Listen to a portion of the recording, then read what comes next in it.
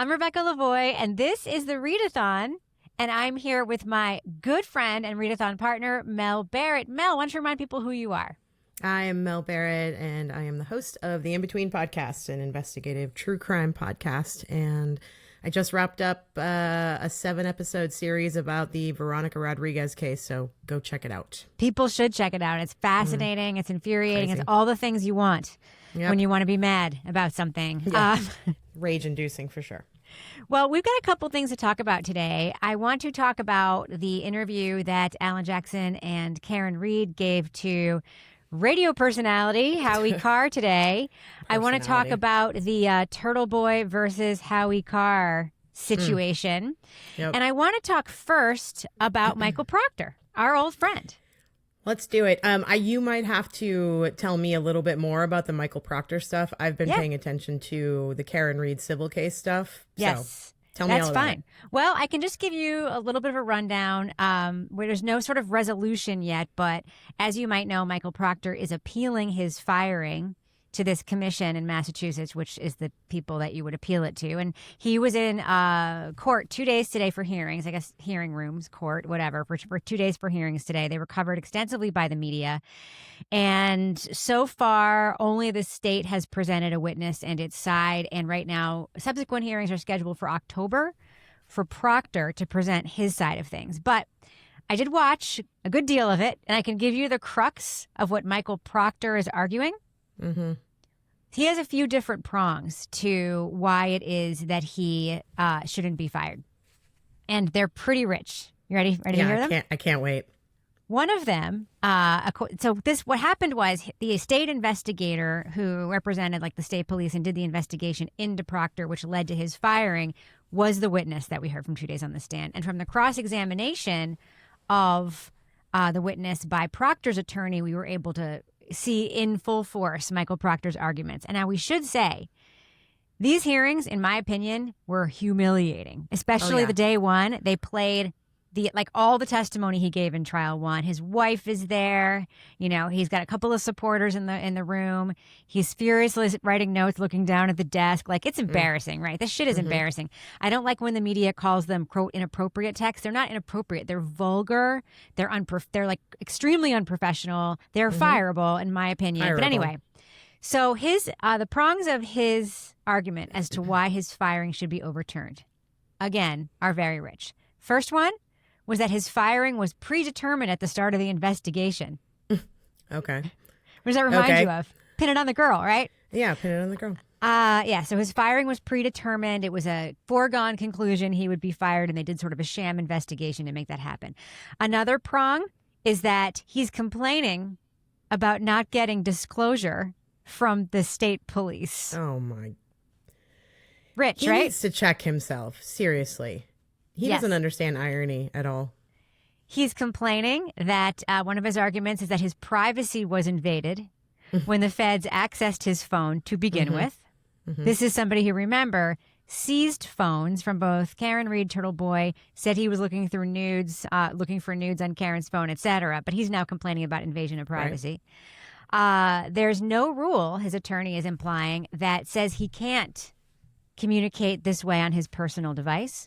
Right. And of course, the state police investigator and lawyer said, well, the rule is you just can't communicate this stuff, period.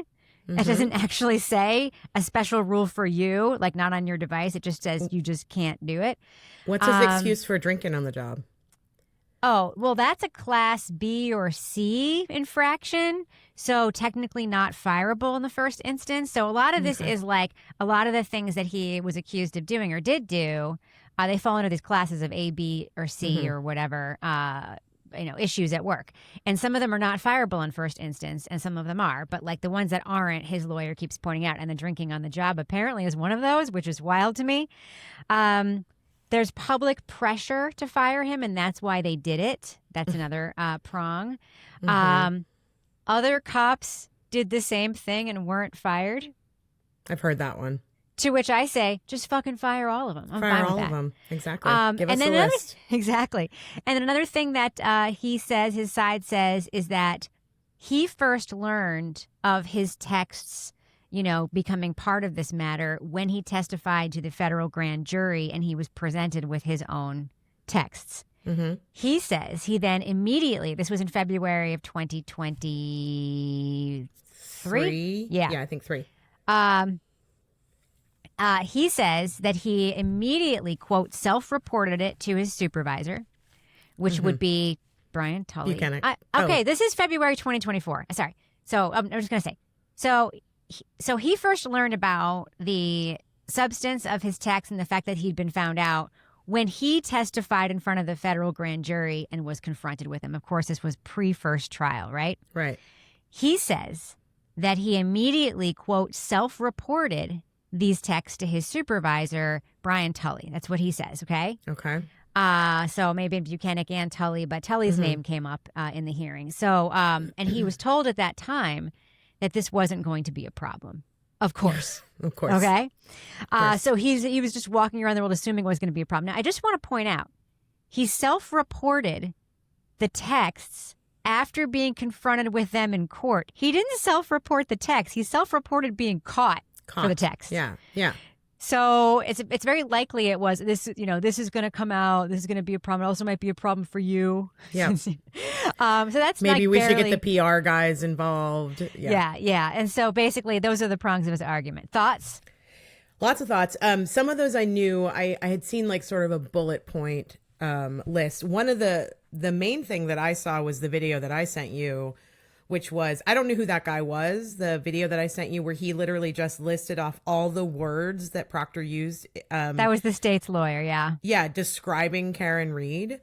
And then he listed off all the words that were like, this is disgusting and injustice and juvenile and blah, blah, blah. And then he was like, and those are Michael Proctor's words describing his own words about Karen Reed. Right. I thought that was pretty strong.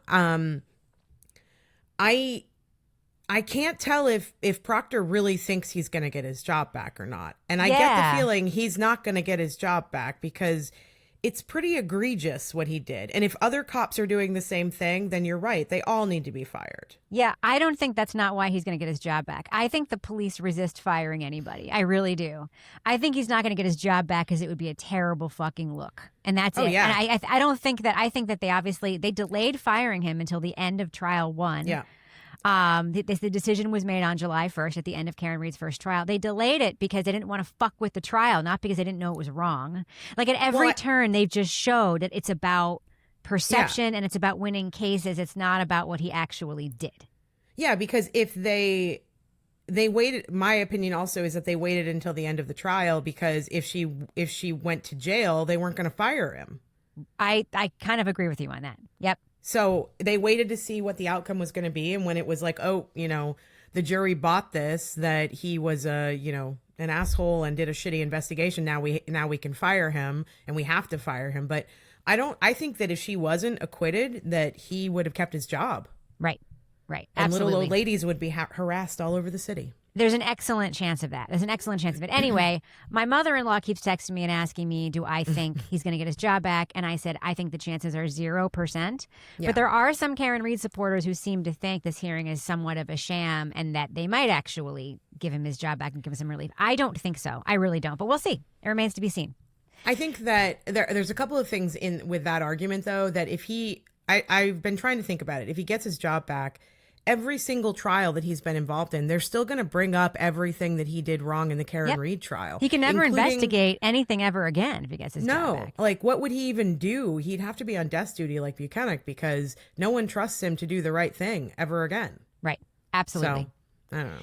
All right, well, moving on, there has been some discord. This was a shit show. Well, we'll talk about that in a second, but there has been some discord in pro-Karen Reed land, and some of it is just so fucking stupid that I don't even want to get into it. Like, somebody created a sock puppet account who was pro-Karen Reed and is attacking other pro-Karen. It's so stupid. It's just like backbitey, infighting bullshit.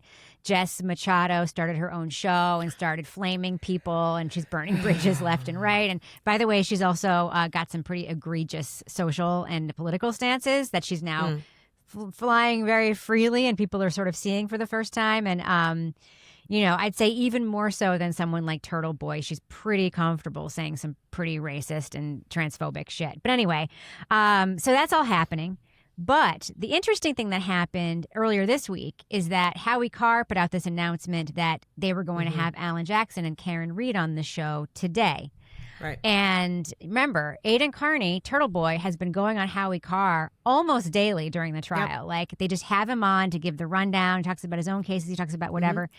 And he was supposed to go on the day they made this announcement. And he said, can I come on with Karen and Alan Jackson? And now, it is my opinion that it is absolutely their right to say no, especially if Karen doesn't want that. It's absolutely their right to say no. We don't want to do that, right? Sure. But instead of doing that, what they did was, and he shared the screenshot, of course, of his text with the producer. The producer said, no, it's all locked in and the logistics are like too difficult, which is such fucking bullshit. I'm telling you, as a producer, as somebody who has produced a live radio show, as somebody who is a fan of radio in the world, and somebody who watched the show today and watched them change the mic setup during a commercial break, like the logistics are not the problem. Setup. Yeah, the logistics are not the problem. The problem was they didn't want to have him on and they weren't honest with him about that. Right. That's the fucking problem. Agreed. So he's pissed, and I think I'm not 100% sure he's pissed for the right reason, but he is pissed, and I agree he should be pissed for the reason of them not being transparent. He ended up taking his tweet down because he's like, I don't want everyone talking about this. Obviously, Carr has done a lot to advance the narrative here and blah, blah, blah, blah, blah. Clearly, he's a little bit circumspect. But I think on today's show, it got worse because after the show ended, Turtle Boy tweeted his disgust that Howie Carr is using Karen Reed now to hawk his book called Mass Conspiracy. If you look with at her face right on the cover. Her face is on the cover. Now, he claimed in front of them that the book was about the shady chemist at the Mass Lab. It was about all these other scandals. It's all the fucking Karen Reed trial people on the cover of the book. And he announced it today when she's on the show. So, you know, Turtle Boy has profited off of Karen Reed. I have profited off of Karen Reed because of the increase in our Patreon memberships, people interested in the story. So, like, I'm not throwing stones here. But I am saying this. When Karen Reed says on your show that she wants to write a book out there, she wants a book out there that's her side of the case, and on that same fucking show, this guy picks up his book with her picture on it, I don't think that's great. I don't think that's great. And to go a step further with that line, the reason Karen was talking about her book and the reason why Alan Jackson was, you know, giving his opinion about that whole, you know, the media and like the movies and the book and all that stuff, the whole point of it was for Karen to say, I'm writing a book so that people can have the real story and the truth. Right. And I don't have anything to do with this Elizabeth Banks movie. They didn't get my blessing and they don't have the real story and the truth. Right. And in the same breath, Howie Carr's holding up a book and he doesn't have all the facts and the truth the way that Karen does. Correct. And I'm just like, do you see yourself in this moment, dude? Yes. It was quite tone deaf. It was quite not reading the room, in my opinion. I agree. Let's talk about the show itself. So what else do you think about this Turtle Boy situation? So there's a couple of things I've been thinking about it. To me, it feels, and I'm going to include Aidan in this just because, well, he's a part of it. But to me, it feels like, you know, for 2.5 years, everybody that was reporting on Karen Reed, and including us, and I'll include us in this because I'm like, oh, sometimes I'm like, what am I doing today? I don't have any Karen Reed stuff to do. It feels to me like Machado and Aidan and Howie and all these people have lost their purpose a little bit. Does that make sense? Like, so they're trying to find other stuff to do. Well, that's why Jess Machado is doing what she's doing by being racist and transphobic and all that stuff because it gets her clicks. Yeah. And Aidan is talking about this woman who was selling, you know what I'm talking about, right? She was the selling. Adelson case? No. He was talking about this woman that was selling Karen Reed merchandise and saying and telling the people that she was going to donate the proceeds. Yes. And she wasn't doing that. And she was using Turtle Boy as well. And he called her out. I feel like everybody's just trying to drum up new stuff because they don't have any material right now. And I'm not saying you and I are doing that. Like we're only meeting like maybe once every couple of weeks right now whenever something happens. Mel, but I'm not sitting here if I were creative enough to try to like make a show out of something, I'd probably be doing it. But the bottom line is like, I really want to talk about substantive stuff and I'm willing to talk about this online battle, but it's really fucking stupid. A lot of it is so juvenile. Yeah. And I'll say that, like, it's a lot of it is just like we have lost our way and lost our purpose. And you're also now seeing people covering other stories that just don't have the same bones as this story. Now, it's funny because Aidan Carney is covering the Donna Adelson trial. Yep. And he's saying there will never be anything like a Karen Reed case again. No one has ever been screwed as badly as she's been screwed. Right. And I was like, clearly this is the first time you're paying attention to this kind of issues, because I mentioned the Curtis Flowers case in my tweet back to him. But and I think that's a good thing. I just want to say for the record again, if someone like Aidan Carney's eyes are being opened to how bad someone can get screwed by cops, if this is what it takes, I don't care. The awakening is all that matters, right? Absolutely. But yeah, there's a disappointment, I think, generally with the content creators that it's over. Yeah. Yeah. And I think the other point is, and this kind of moves into the actual interview that Howie did with AJ and Karen.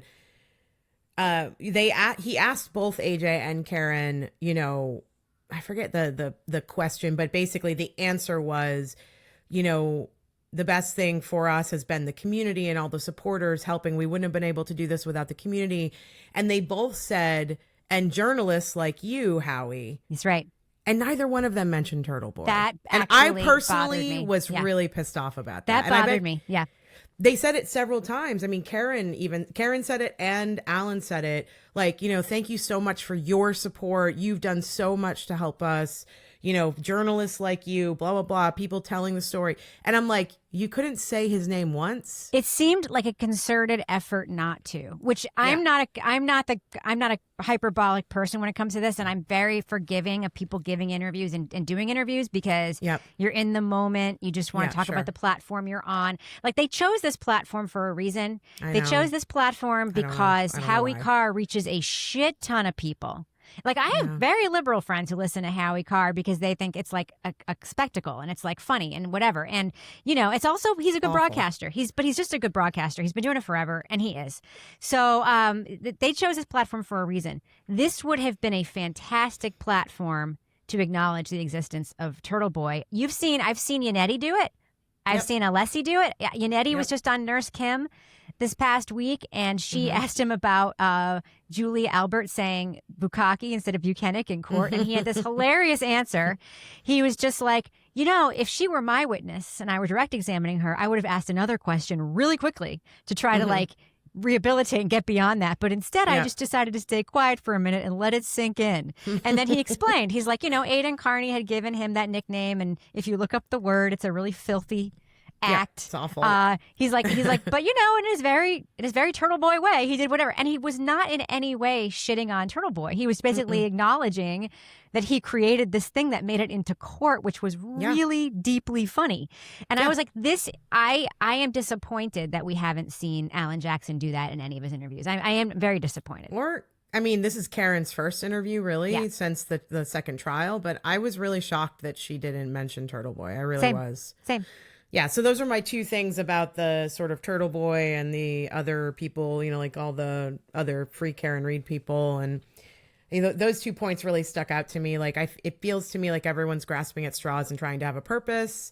I feel like, Howie holding up his book was, akin to, what is it, Kevin Lanahan, his book. Yeah. Like, I'm sure Howie's book is, better than his. Oh, Plevin, you mean? Wait, what's his name? His name's Kevin, but they call him Plevin in Free Karen Reed World. That was a Turtle Boy nickname for him. And he has that book. Oh my God, his book where he talks about the face of Irish poverty. Oh yeah, that one. That's the one I'm talking about.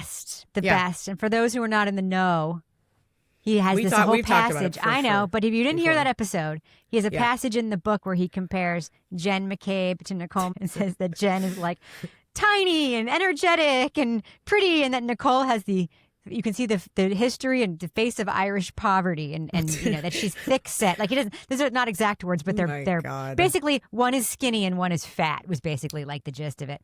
And didn't he say that Jen was like tiny and small or something like that? He said tiny and small. Yes, he says.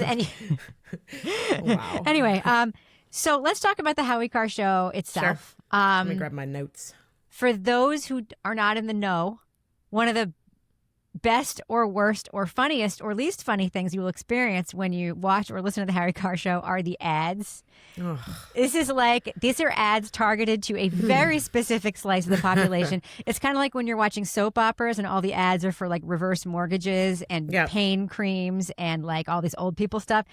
These are toward a very specific kind of conservative, these ads, and also a very sort of griftery part of the economy. Like, auction your house was one of my favorites because it's like the ad is literally like, you don't want to have to sell your house to someone who wants a home inspection. The best way to sell it is at an auction. And I'm literally sitting there as someone who's bought and sold 5 houses. I'm like, that is literally the worst way to sell your house. The worst That's idea. how you sell your house if your house was on fire and it's not on fire anymor. I used to be in real estate, and when I heard that, I was like, oh my God. It's how you sell a hoarder house. It's how you sell a house that's like a property.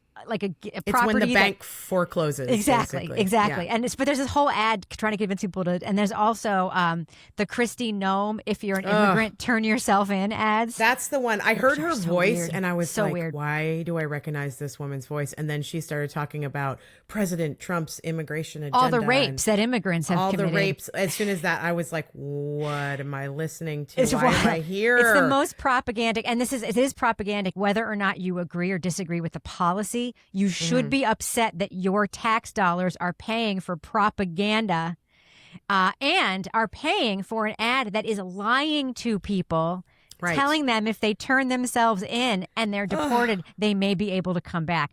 Total bullshit. They've said it's bullshit. In my notes, all caps. Oh, great. A commercial about immigrants from Nome. This ad tells immigrants to do what's right. Leave now. I was like, did this just really happen? It really just happened. Pay for this ad? Yeah. There's also a pro-life ad. I mean, so that's just a thing you need to know. And Howie Carr does a lot of the voicing himself. I was going to say, yeah. He'll say, like, use the movers I use. These are the movers I use. These movers. And I was like, how often have you moved, Howie? Howie did the pro-life ad.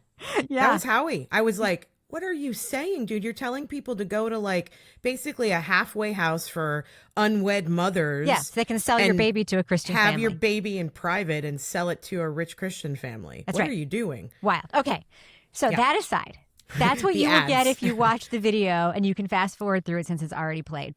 Or if you listen to the radio, the interview, which is all on howiecarr.com on his website. Which, by the way, don't do it on mobile. The mobile experience is wild.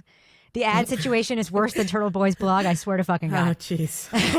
It's like those old Yahoo websites that we all used to design. And if you got them for free, it would just be like pop up, pop up, pop up, pop up. Pop-ups inside pop-ups. Yeah, you can't click on anything. Yeah. And the X isn't an X. It's a trick to lead you to another ad. Ugh. Anyway. Okay. So Alan Jackson did not today announce that they were filing a civil lawsuit, which I thought they were going to announce that for sure. But I think they want to announce that with the filing itself. Yeah. Instead, he said, I'm here for a reason. And I will say the only line of questioning that Howie Carr did that I thought was helpful, substantive, or sort of move the needle, was when he asked, is it going to be state or federal? Mm-hmm. And he asked, I know that you can't sue, he asked about suing Morrissey, and Alan Jackson explained the qualified immunity, which, by the way, people should understand if they're mad about that, they should be mad that it also applies to cops, because it does. When cops commit crimes and they shoot people, even if they shoot people illegally, they have qualified immunity and can't be prosecuted. And the same goes for people who prosecute people wrongly on purpose. They can't be taken to task for it. So he talked about that.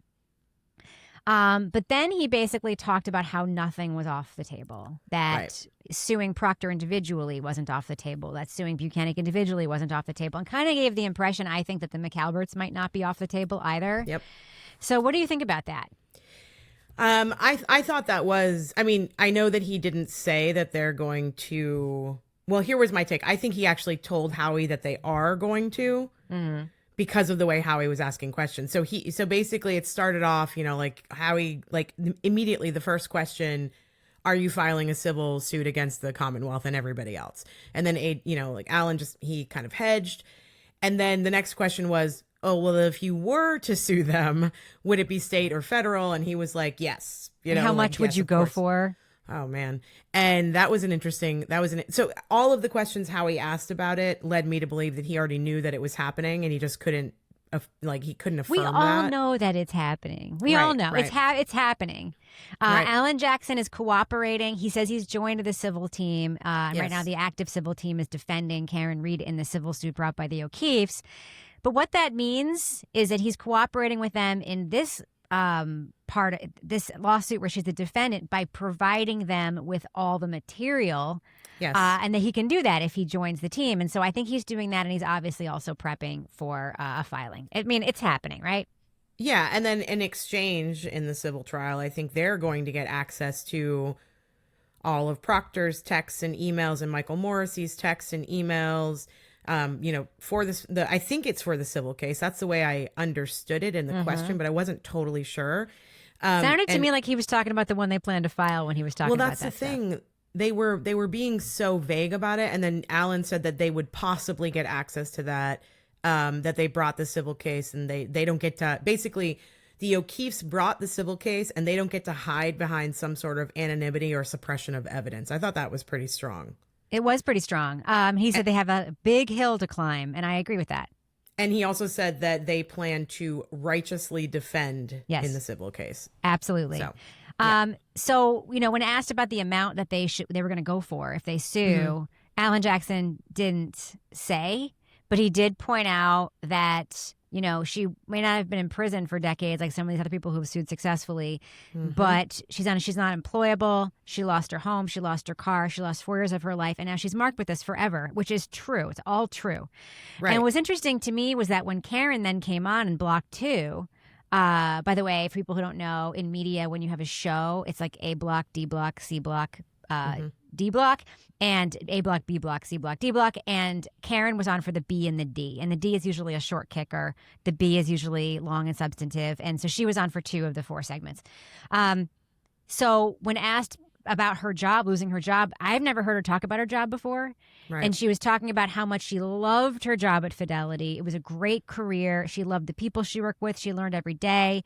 And he asked her, Howie asked her, can you think you get your job back? And she said 2 things. She said, I don't know, but I certainly can't commute through South Station and walk around and go, I can't be that person anymore. True.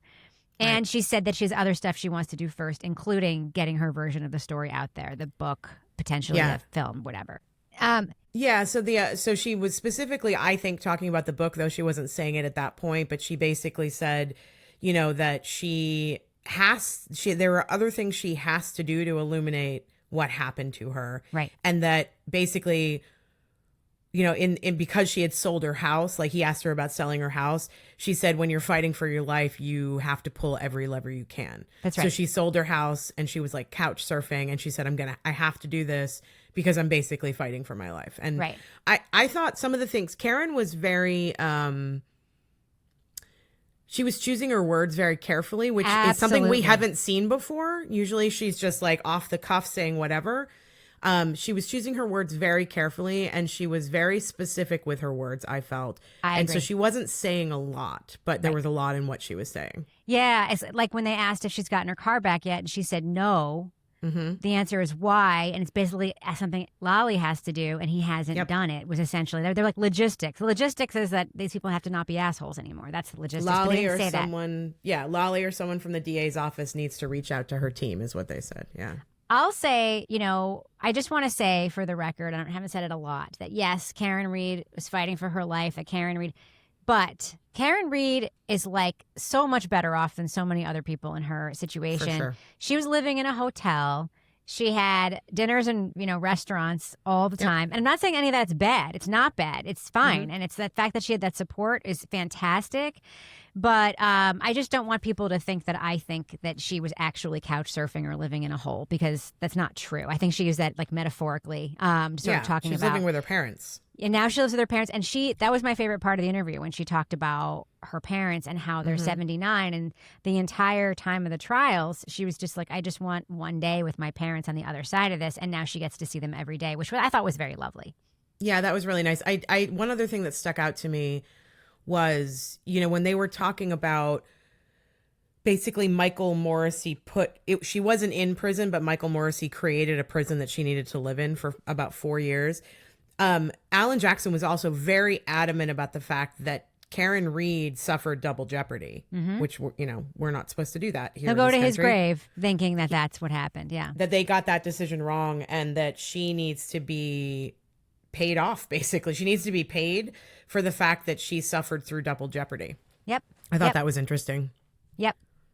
There was an attempt at levity by Howie Carr. He brought out this gift bag, ostensibly from the Norfolk County District Attorney's Office, and in it was a rubber duck, which was funny because Karen Reed was like, "Be careful, that's dangerous." I know. And there was, taillight in a thing or whatever. And his joke just, for me, fell flat. But he did ask Jackson, "Why do you think that happened in the garage?" And I was like, I really wanted him to answer that question. I thought of you. Couldn't, because they want to save it for their own case, which makes sense. But I want to know what they know about the garage that I don't know. I feel like I know a lot about the garage, but there's obviously more. They damn well intend to put the truth out, says Alan Jackson. Yeah. I can't wait. I can't wait till they do. One of the most important questions I think Howie actually asked was when he asked Karen, how do you feel about an older woman playing you in a movie? That was wild. It was so fucking stupid. Who asked that question? To a woman. Who asked that question? Who asked that question to a woman? What is wrong with him? Ugh. I almost feel like he brought maybe some green room chatter onto the air that he should not have brought onto the air. There's things that you do. Like, I interviewed a director this morning, a very well-known director who makes a lot of stuff for Netflix. I've interviewed her lots of times before. And she has this wild documentary coming out about a high school catfish case. And I've seen it. I think it's really good. But there's like stuff you talk about the film off mic with someone like that, where you're like, here's what I think. And then you don't bring that stuff into your actual interview because it's not okay. It's just fucked up. The one question I'm glad he asked was about the WBZ Channel 4 story, which I have been complaining about for years. Yep. Right after Karen Reed was arrested the first time, I believe on February 2nd, they had a story that said there was ring footage of the incident that would prove she did it. And that's not true. The TV station was told that. My issue with them is that they haven't retracted it fully, and they haven't reported out how they got that information, which would be a very interesting story. And I understand they don't want to burn their sources or whatever, but if the source was Chris Albert or something, like, reporting that out, saying, how did we get this wrong, would be a great piece of journalism, and one that I don't want to say they owe us, but I think it would really show some good faith from their outlet. And basically, the thing that I thought Karen said that was interesting, because I feel the same way, is that they're sure that Brian Albert had a security camera. You might remember from trial 1, he says he had gotten a Nest camera for Christmas but never hooked it up. Of course. Yeah. Bullshit. Total bullshit. Do you know a cop without a security camera? I have a fucking security camera, and I live in the country, and there's nobody here. I also don't know somebody who gets that as a present. Usually you buy that for somebody because you know they want it. Right. You don't just like randomly buy someone a camera for their front door. So you buy that for somebody who you know they want it, and they're not going to install it. They just never install it. Are you going to tell me that this cop who's been involved in all these high-profile cases with dangerous people, and who has a dangerous dog for the purposes of scaring people away from his house, etc., doesn't have a Nest or a Ring camera? There's no way. There's no way. No, and I know it's speculation, but I agree with Karen that there's no way he didn't have one. Yeah, and I think she handled that answer really well. I think I'll disagree with you on one little thing. I don't necessarily think that Channel 4 needs to retract the story, but I do think they need to say where they got the information I agree. from. I think they should report that out. I think they can leave the story up because I feel like it shows that somebody lied to them. It's not their fault that some authority figure lied to them. Right. And they were reporting what they were told. Right. And then I also found that, so there was the Channel 4 story, but there was also the Gregory Long story. Talk about that. Which I thought was fascinating. So Gregory Long was the superintendent-in-chief of the Boston Police Department. He was a neighbor of John and the Alberts. He put out a press release when Karen was arrested saying they'd apprehended the quote-unquote killer of John O'Keefe. Yes. And Alan Jackson was like, that was shameful. He knows better. Karen is cloaked in the presumption of innocence. There's no excuse for making that statement. And it immediately turned the public against Karen Reed, who was an innocent woman. And Alan was like, he owes her an apology. And then Howie was spilling the tea a little bit. And he was like, well, Gregory Long's wife is a judge and she serves with Canoni. And then AJ was like, I did not know that. And I thought that moment was really interesting. But the idea that it's layer upon layer upon layer of what feels like corruption, starting with Brian Albert, if he had a camera and took it down, somebody tipping off Channel 4 and saying there's ring footage of this woman hitting John O'Keefe and killing him. And then the superintendent releasing a press release that says we've captured the killer. Yep. In addition to Morrissey doing that video saying that she was guilty. Yeah, it was really interesting. My favorite moment, I think, of the Karen portion of the whole interview, I know what you're going to say, was when he asked her, what would you say to all these people now? Yes. And she said, I would say, you lost and you know what you did. She said, he said, you want to say anything to the Massachusetts State Police, Karen? And I had to look up because I was taking notes. Really long, like pregnant, like 9 months pregnant pause. And then she said, very quietly, you lost. And then she waited a second again. And then she said, you lost in a big way and you know what you did. And then she said, you know what you've done. Like she repeated it. It was really, really interesting. Loved and they it. also talked a little bit about Higgins and his FBI buddy that helped him get those, fake extractions from his phone that weren't full extractions. They were just about his conversation with her. And that FBI resources were used. And then Alan Jackson talked about the difficulty of subpoenaing those people, because Howie asked him, why didn't you bring that agent into court? Good question. The answer is because that's almost impossible to do. The word was labyrinthian, and I had to spell that about 7 times when I was taking notes. But I did put it in the notes. Yeah. So do you have any final thoughts about this Howie Carr interview with Alan Jackson and Karen Reed? There wasn't a ton of substance. I don't think that they said anything that we didn't know they already felt. I really expected them to come on and sort of make an announcement or to break some news or do something like that. I think it was just... I think they did the interview because they want to instill fear in the Commonwealth and Norfolk County. And the O'Keefes. Yep. And Michael Proctor, because he's going through this trial or this hearing right now, and Buchanan and Higgins. I think a lot of people have forgotten about Higgins, and I'm glad that they talked about him because I think we all need to be talking about Higgins still. And I'm sad to think, Alan Jackson was asked, do you ever think they're going to figure out who killed John O'Keefe? And he was just like, no, honestly, no, because they will instead of going out and investigating it and trying to figure it out, it's easier for them to say, well, the jury got it wrong. Karen did it. Right. And this is why, by the way, they want a media product that they have input into to be in the world, because I think the thing that people need to understand is that even a scripted film about a real life thing or based loosely on a real life thing changes the public perception about that real life thing. You know this. To Die For, the Nicole Kidman film, based on the Pam Smart case, based on a novel by Joyce Maynard about the Pam Smart case, sort of. When people are asked about Pam Smart, they repeat things that they saw in To Die For that were completely fabricated and scripted. And I will say, including people who were involved in the actual murder, absolutely cannot tell the difference between what really happened and the movies that they saw themselves in. Right. So, if people watch this Prime thing, whatever it has in it, people will walk away from it. So a lot of people whether they know it or not, there'll be like a seed of perception there that grows. And so, Karen Reed getting more information out than we have presently now, I think would be very helpful for her and her general reputation stuff going forward. Honestly, I hope that she gets her book out before any of these movies are made. Agreed. Well, I'm sure there's a ghostwriter working on it right now. There's I no way really isn't. hope so. Yeah. This is how these things work. She got a deal.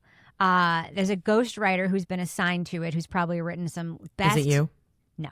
Some best-selling, because I have not written anything best-selling. I've written, as Kevin says, we've written 1 million seller. There's 1 million in our cellar. But there's I love your books. Stop it. But yeah, so there's so there's a ghostwriter. They package her with somebody, Yeah. and then that creates a bunch of offshoot products too. But the book is usually like the central quick thing. And those ghostwriters, they work fast. And they were probably working on it already, like before, like during the trial. But let me ask you this, as somebody who has written a lot of true crime nonfiction, if Karen, how much of this are they going to have to run by, like get approved by the Commonwealth before they can publish? Well, they're not going to have to get anything approved by the Commonwealth, but the publisher will have an extensive legal vetting process. Right. About libel and so forth. Yeah. And so it's not about the Commonwealth. It's about what can they publish that they can back up. So an investigative, story or book, like think about Ronan Farrow wrote the book about Harvey Weinstein. Like that's a dangerous book to put out, but he had sources and evidence to back up all of the findings he had in the book. I don't want to call them claims. They were findings. So anything that they put in the book has to be at least either provable or it has to be worded in such a way that what they have backs up what they've written. So that's what will happen. They don't need any permission from anybody except for the legal department at their publishing house. Do you think that's going to slow the process down though at all? Because there's going to be so much in that book that needs potentially, to be... but I'm guessing that I would be shocked to learn this was not already in progress and hadn't and was in progress during the second trial. I'd be completely shocked because the whole trial was watchable. And so why wouldn't you have a ghostwriter already following everything, taking extensive notes, making transcripts of the daily trial beats?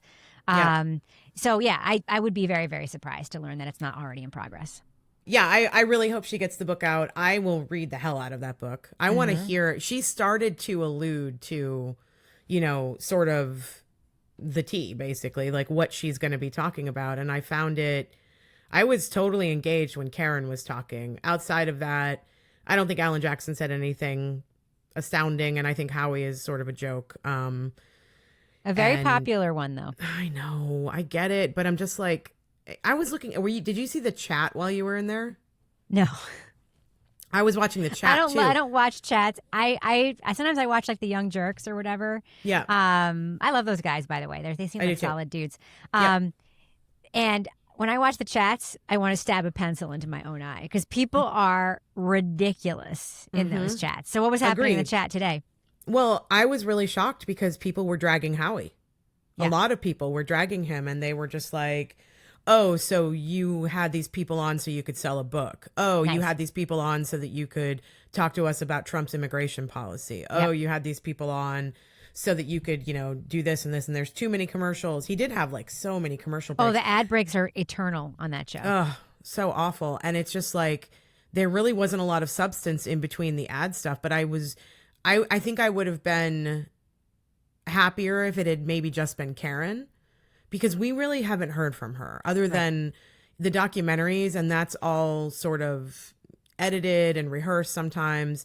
So for her to be sort of off the cuff and speaking from the heart, I think that would be a very interesting interview. And I hope she does it with somebody. And I hope she does it with a woman, honestly. Yep. Well, Mel, we will certainly be back when there are any significant developments in this continuing story of corruption in Norfolk County. Just one thing to mention is that, as we've said on the show, there is no way Judge Cannone is going to be overseeing the civil lawsuit. Don't even think it. Don't even worry about it. It's not a thing. So, Mel, will you come back on with me when something else happens? Yeah, absolutely. I will. Well, thank you so much for joining me on today's readathon. I so appreciate it. I'm happy to be here.